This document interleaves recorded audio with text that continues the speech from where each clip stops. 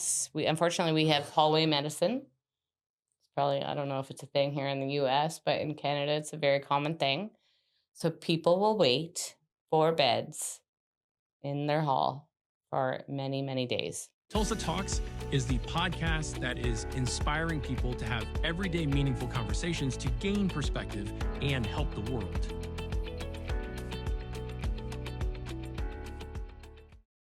Today with Bridget Grandjean. She happens to be visiting Tulsa. We met last night. Rita, she, a couple of guys and I met over at the gathering place, happened to run into each other, and she has an interesting story about how her life has developed through her career. Bridget, welcome to the podcast. Thank you. I am very happy to be here. So you have worked in the medical field, and you're currently in kind of a holding pattern. Yes. I've been a registered nurse for 28 years. Worked in Canada for the bulk of that in the emergency room. And then started to work in a private facility in the last 5 years, doing both. And right now, currently, I'm on a hold. I have resigned my position in the emergency room and just taking some time to discover what I want and what should happen next. How did you decide that you wanted to go into the medical field, Bridget? Well, we discussed this a little bit earlier. And you did say that it was kind of happenstance, chance, and you were glad that you took that choice. What were some of the happenstances that kind of guided you in there gently?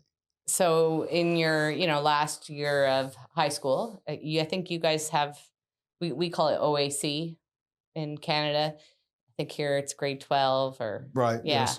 So you have a guidance counselor and they do an aptitude test. An assessment test as well, yes. And, they try to help figure out, should you go to college? Should you go to university? What do you want to do? So during that assessment, it was suggested that I should go into nursing. And I thought, okay, all right. And that was pretty much it. That's awesome. And you spent 28 years of your life doing this, plus the time of training. Yeah, so the training at that time was very much a college diploma program. Now it's more moved to a university degree program. But as a nurse, 3 years of college, then you can work. You have your RN. So 30 plus years that you dedicated your life to I guess this. it'd be 31, yeah. Yeah. And what did you see while you were there in the ER room? Without it being too graphic. Too graphic, yeah. You know what? You learn a ton. You meet so many interesting individuals. You garner skills that I am so thankful for, I'll be honest with you. Compassion, kindness, critical thinking. Takes a while to get really good at all those things. Teamwork. Sorrow, pain, suffering, all those things. What about listening and body language? Oh, that's key. It's key. You learn a lot, but it takes years to get real good at it. Luckily, I became really, really good at it. So there was some traumatic things, I suppose, in the ER. There's always traumatic things in the ER.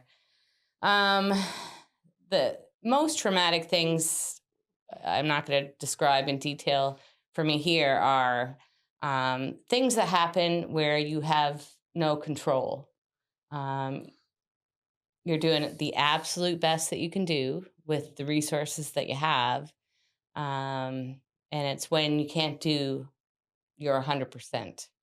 And for me, in my situations, I was able to do that for years and years and years. But then it couldn't happen anymore, where I felt, after your 12-hour shift, that you left not giving and caring as much as you could and should. I don't know, empathy is really, really important thing to So you have. were losing empathy? No, I never lost empathy. But my empathetic self couldn't tolerate, not being able to um, give everything that I wanted to give to people. Why could you not? Well, the environments, having people wait, having people, having too much load of work, and not being able to meet the needs of, the patients that you had to care for. So that got frustrating. Yeah. Yeah. You had said something about in Canada, there are people that stay in the hallway sometimes. Yes, unfortunately we have hallway medicine. It's probably, I don't know if it's a thing here in the US, but in Canada it's a very common thing. So people will wait for beds in their hall for many, many days. Yeah, I've not seen or heard of that, but I'm not one that's sick very often. I did tear the knee tendon, the patella that attaches my knee to the bottom part of my leg 5 weeks ago. And so I went in then, and I've been in a few times with other people that I knew that were ill, but not a regular hospital system. But I've never seen that. Yeah. If we're in the ER waiting room for 6 hours here, that's eternity. Yeah. So No, sad. our waits are in the 20s for some, not all facilities. But in the facility that I was working at, it became a ongoing, constant reality that I just couldn't tolerate anymore. Yeah. How did that affect you? Well, it's demoralizing, right? I'm sure you go to work, you want to put a full day in, and you want to feel, yep, I did everything I could. I feel gratitude. I feel confident. Fulfilled. You go home, you can sleep well at night. Yeah.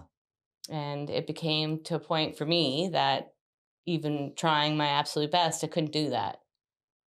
So your hands were tied a little bit? Yeah, the system created Tied that. your hands, Yeah. and you could not go forward the way you wanted to help these people. Correct. It's sad.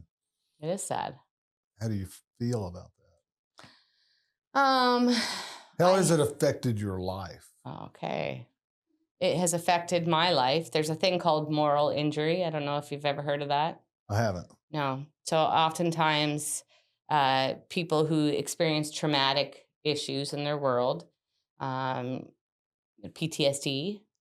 So for me, my workplace created a moral injury that I could not get over. So PTSD is under the title of moral. Well, PTSD can be anything. But the what'd you say, moral what? Moral injury. Injury. So if you narrow down PTSD, trauma. So people sometimes have trauma as a young individual, trauma, a car accident, witnessing something. In my particular situation, there was an incident at work that was against my morals. And that created, and I didn't know it at the time, but it created a injury, PTSD. Now I know. So you're saying something that occurred at the hospital you didn't agree with at a base level. You thought it was so horrifically wrong that it injured you? Yes. Like long-term injury? Yeah. Okay. And that it wasn't something that was gory or something that was that sort of thing. It was something that was strongly against what you believed to be the right thing to do. Yes. And your hands were tied, so you could not make that different. Yes. And that gave you a form of PTSD. Yes. I didn't know it at the time. Accumulative to stress, right? Like there's a lot of things that you witness in that kind of care setting. Yeah. So you're saying like people used to do 9-key registers would get carpal tunnel. Okay. Or people that tie knots at yarn mills back in Dalton, Georgia. Yeah. Would have carpal tunnel. Yeah.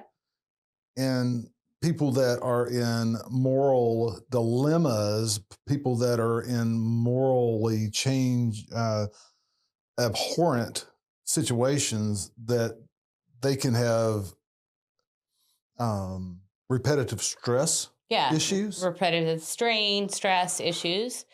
For me, there was, probably repetitive traumatic experiences. That's what I'm talking about. Just like, carpal tunnel, but this is on your psyche. This is on your emotions. This is something that has damaged and damaged and damaged and damaged again.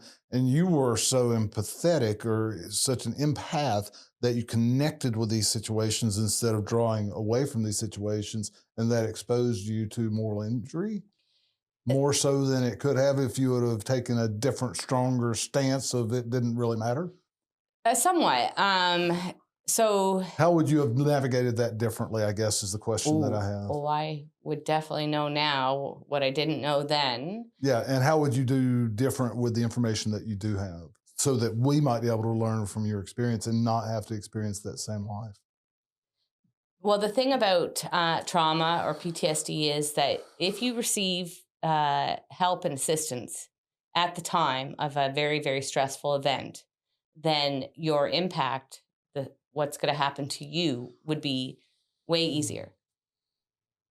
So if I had known that in getting help in that moment was absolutely crucial, I would have pushed harder and stronger to get the help that I needed. Okay.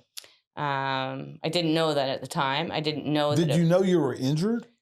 No. As strongly as you do now? No, I didn't. So how would you have made that decision without living that life? It's true. Very good point. I didn't. However, I did not address the symptoms and the distress of it after without the skills. I didn't have the skills to know what it was and what was causing me such grief. But moving, so that's hard to say because I don't actually. How would you have done life different then? Let me say this and give you time to think. Okay. What you're talking about is something like, we need to take action when something happens in our lives. And when I got into this auto accident and my knee was detached, I pushed it back in place and tried to walk around on it, and I realized it wasn't functioning. So I go to the ER. The ER doctor says, yeah, this is a big deal. You need to have the surgery. If you don't have the surgery, your leg will not work properly. Yeah. It won't work. You won't be able to extend your leg. You won't be able to do a squat. You won't be able to walk, typically, generally speaking, anywhere near what you could have walked in the past. He also said, Craig, you're going to need physical therapy.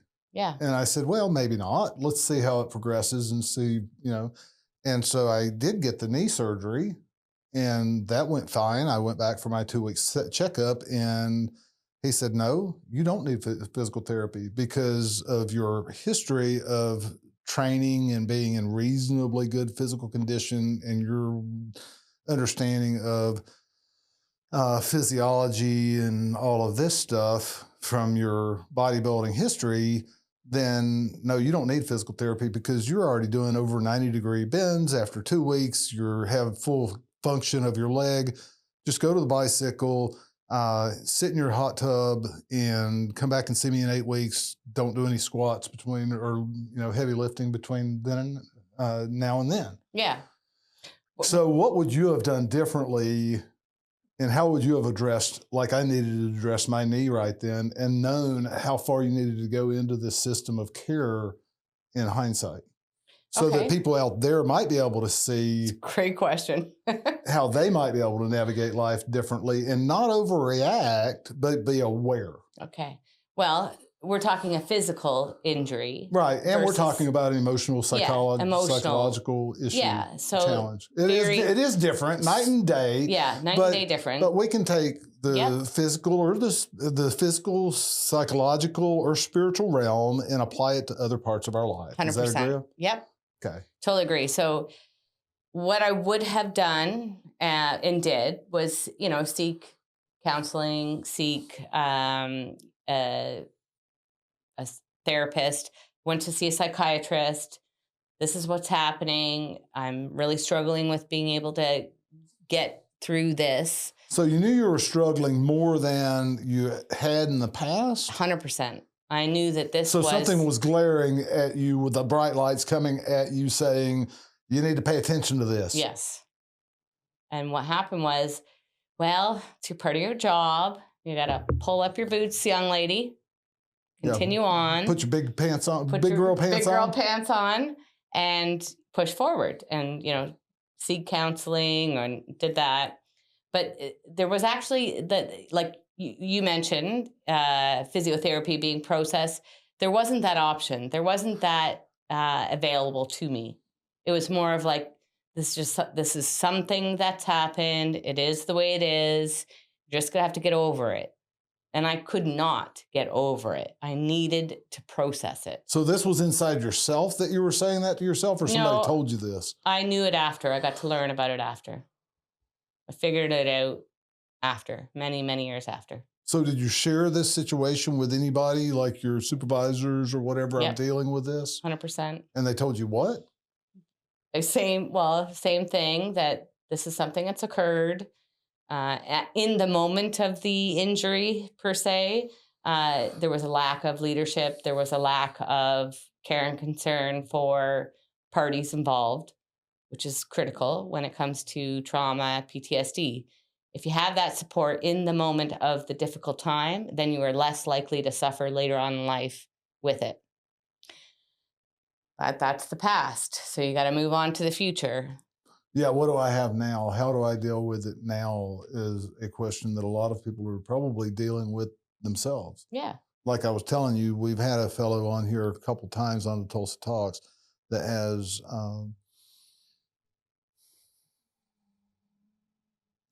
a mental disorder. Yep.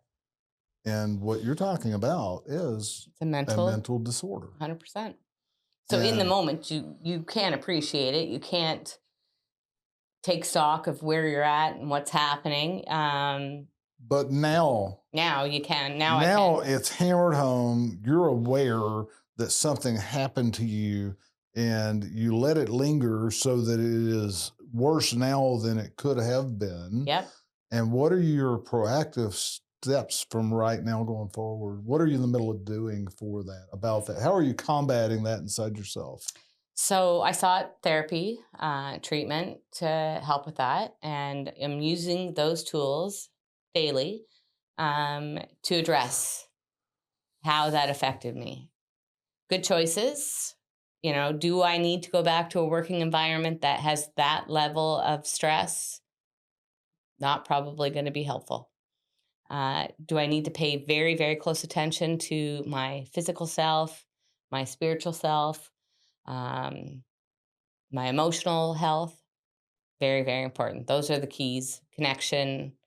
Trying to decide, that's part of the conversation here, is, what kind of career moves do I make next? I thought we kind of steered it over into mental disorders and overcoming those things. And so it might be a blended conversation now, and we can absolutely choose post what we're talking about. Yeah. So. Well, we can do both, I think. So choosing a career and life choices to make sure that I stay on a healthy path. Yeah. Being mindful that this has occurred. What are the tools that I have to help navigate? Yeah, how do you transition from what you were doing for 30 plus years of your life into something different at maybe having another 15 or 20 years to work? Yeah. In reality. Yeah.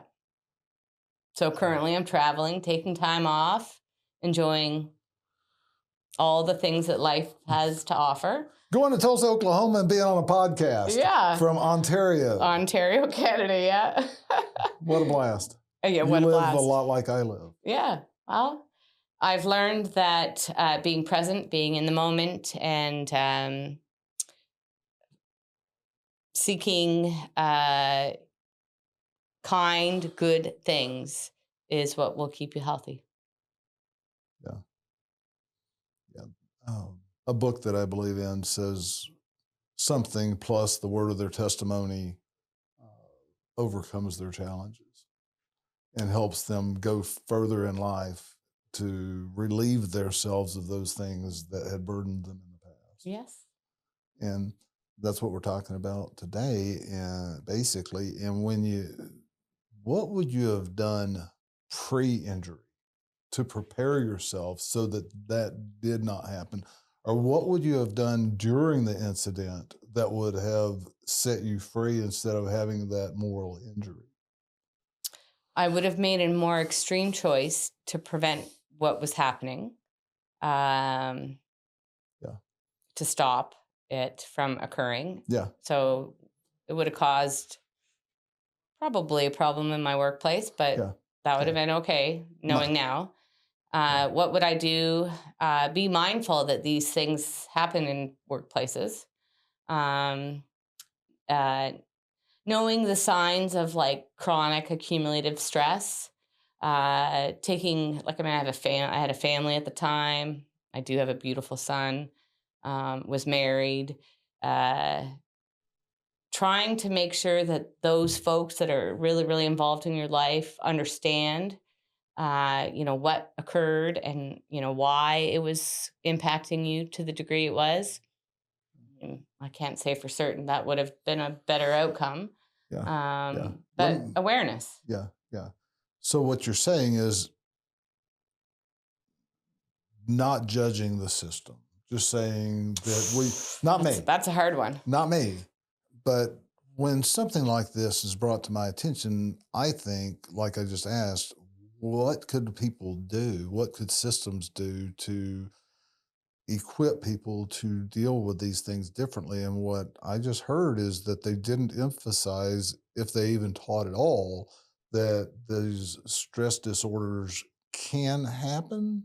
Yeah, And they've not instilled that in your training, and it seems like it would be something that would be needed on a ongoing CEU type system to bring their people into awareness of self-awareness into situations that they might not be equipped to navigate without that training.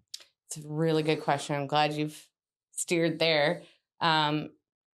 What we call moral injury is a very nuanced, new description of injury. Workplaces it's new. They don't talk about it. They don't know enough about it. When you have a critical incident in any environment, you have a debrief, you have a discussion, you have how did what you saw and did occur? How is it affecting you? And you lead up with that and you follow up with your employees. Yeah. This type of issue is less likely to happen-ish. And I do believe employers, leaders aren't prepared and have the knowledge. So it's kind of hard for the minions, the worker bees, to really know if the leadership isn't aware of it. Yeah. So top-down awareness. Top-down awareness. I think, though, that I think the world is more prepared and aware and available to this type of stuff, particularly medical, military. These kinds of things happen quite frequently in those environments. So there is hope there that something that happens that one feels so intensely about an issue, regardless if it's not a traumatic physical viewing of something, that we need to be aware that when we have employees who are suffering or not doing well, that we help them out and work with them. Yeah. And what I heard you say is, even though you were an employee in the situation, you might feel different. You might have had a different experience through it if you would have taken bolder action and not been constrained by your own self-awareness of being in a system and knowing where you fit, and you didn't necessarily have the right to step into that. If you would have stepped into it anyway, that might have helped you. It would have, it would not have been a moral injury. It's true. Yeah. And I think that's a life lesson that we can learn. Yes. That just because you're employed somewhere, just because you're under somebody's management or leadership, you do what's right. Yes. Independent of what the system says. That's right. I've always been that way. In fact, my wife fell and broke her hip 19 years ago, or her 40th birthday, in our hallway. And we get to the ER. She had to get taken by ambulance. I tried to pick her up and put her in the truck, and she's like, no, that's not happening. So we get into the ER, and these people, this guy, like I said, I don't go often, but this guy is insisting that my wife is being ridiculous because she could not be slid from one bed to the other because of the pain. Yeah.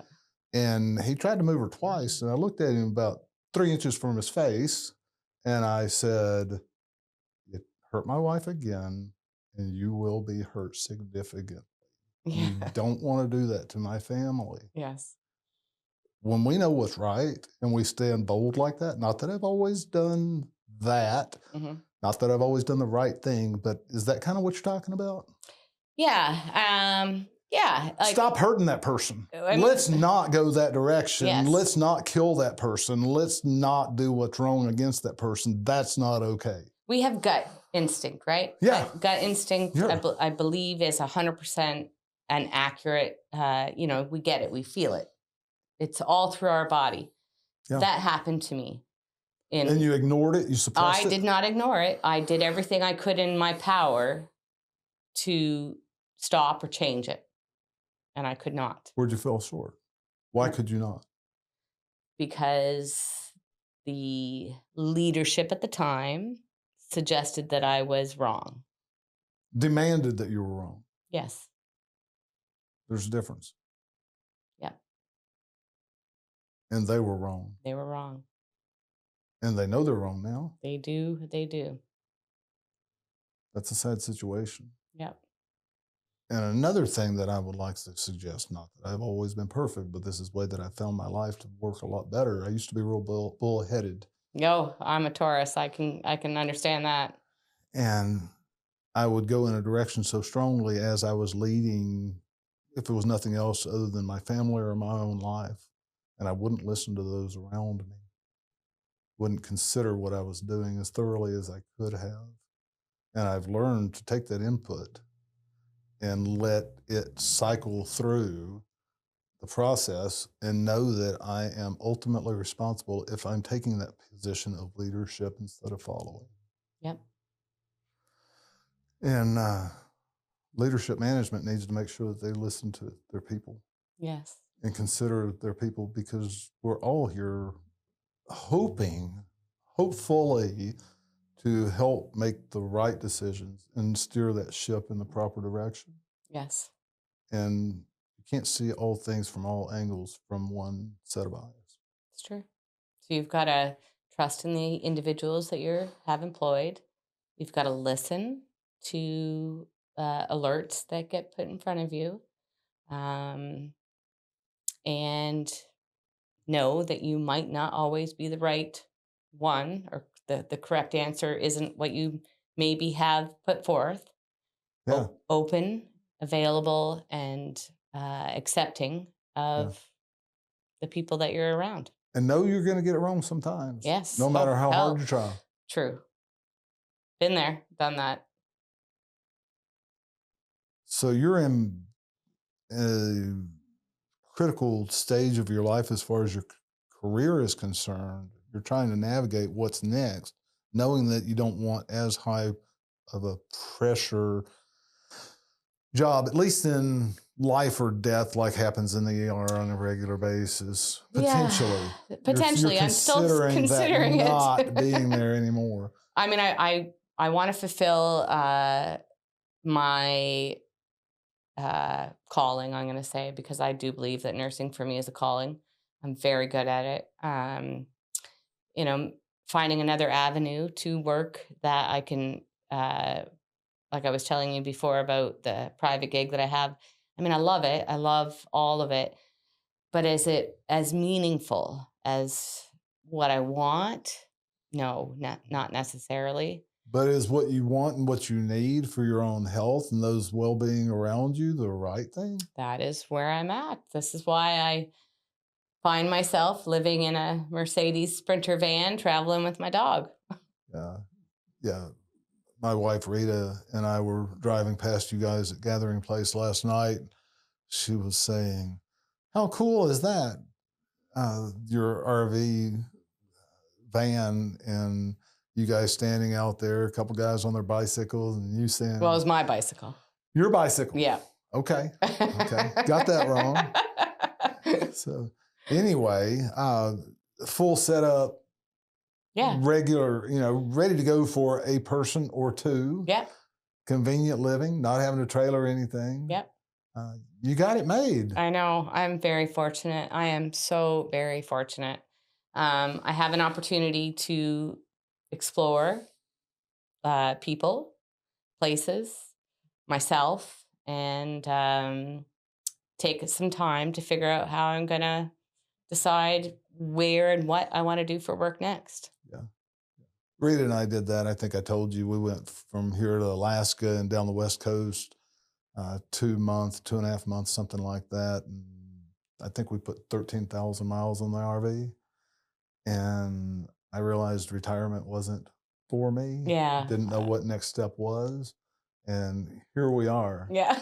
I've shared with you what we're doing with that complete peace movement as well. And it's bigger than anything I've ever done in the past. Launching it at 54 years old. It's pretty cool. And well, I thought I was retiring. Well, I don't know. I'm with you on the whole retirement piece. It's not for me. No, I don't think it's for me either. This is why I'm exploring and trying to figure things out. I need purpose. I need meaning. I need downtime. I need nature. Need balance. I need balance. And that's what we're trying to do here on Tulsa Talks, is finding ways to learn other people's perspectives. Yeah. That might open up blind spots in our lives. Yeah. If nothing else, we can understand who they are better than we did in the past. Yeah. Other people that surround us. And we can understand that they have challenges and opportunities and victories just like we have. And that they experience life not that much different than we do, no matter what their life path is. And we can learn to love people that have different perspectives than we do. Really beautiful way that you've just put that. For example, the two gentlemen that I met, I'll call them kids because mid-20s kids to me now. That's when I went into my first business, mid-20s. So long time ago. One of them, we went swimming. He wanted to learn how to swim well, and so we did this for a couple of hours today.